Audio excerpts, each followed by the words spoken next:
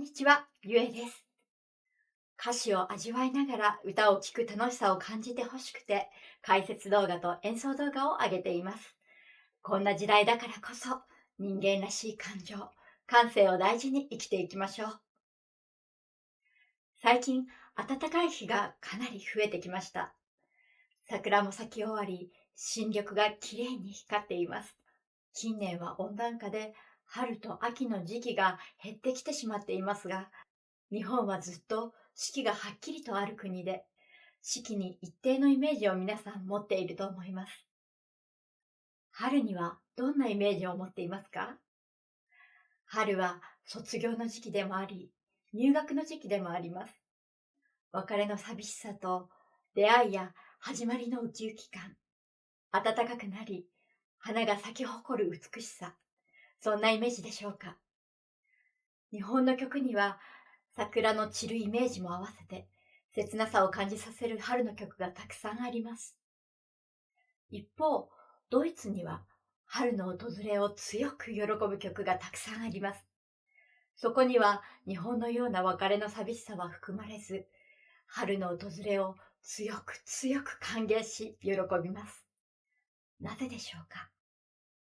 実はドイツの冬はとても寒く、日照時間が非常に短いため、暗い時間が続く、うつうつとした季節なんです。ですので、ドイツでは春が早く来てほしいと春を待ちわびます。それを象徴するかのように、春を喜ぶ曲がたくさんあるんです。今日はそこから、エアイスツ、春が来たという曲をお届けします。この詩には複数の作曲家が曲をつけており、今回はシューマンとフーゴー・ボルフという作曲家の曲を聴き比べていただこうと思います。シューマンはご存知の方もいらっしゃると思いますが、とてもポエティック、詩的で雰囲気を表現することに長けている作曲家です。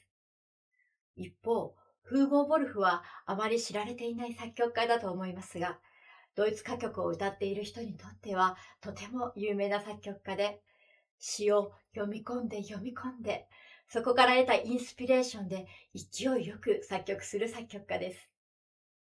まずは一度詩を見てみましょう。春が来た。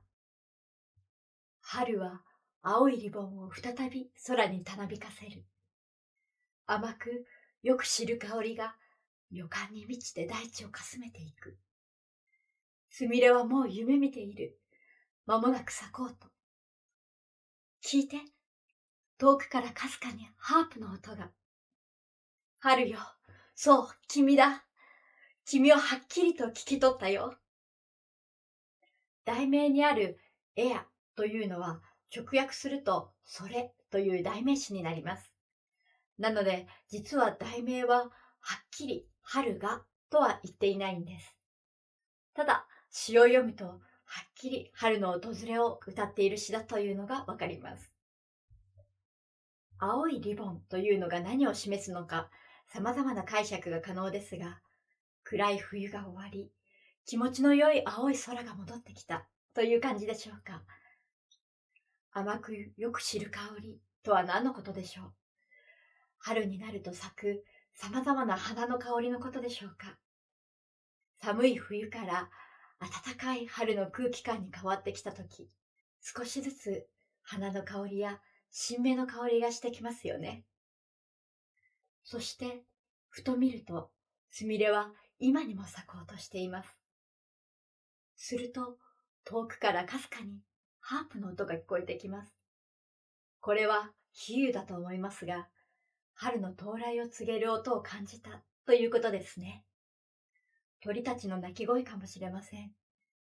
春が来るんだという嬉しい気持ちを心の中で感じた音かもしれません。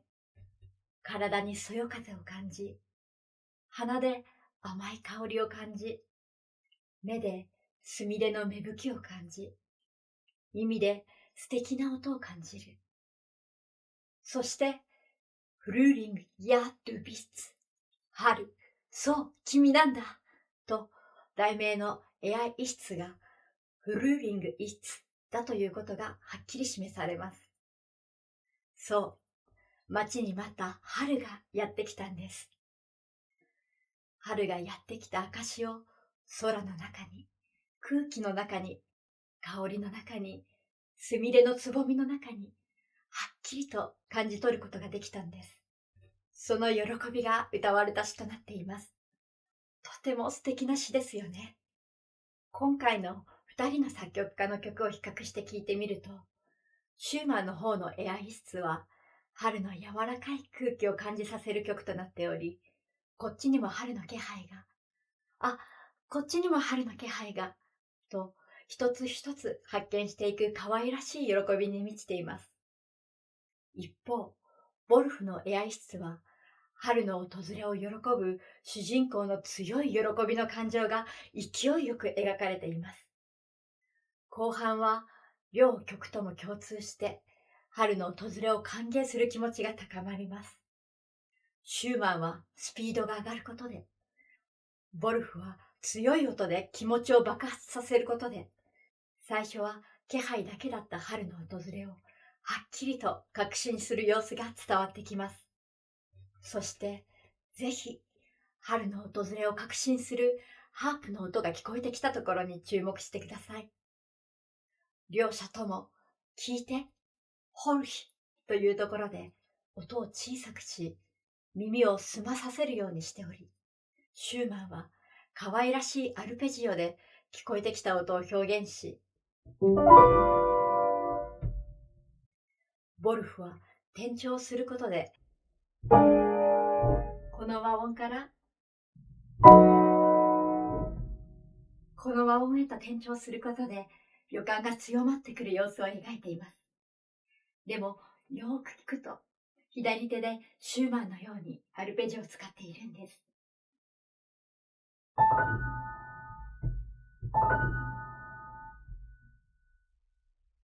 あなたはどちらの春の喜びが好きですか？ぜひ2曲ともお聴きいただき、ご意見いただけたら嬉しいです。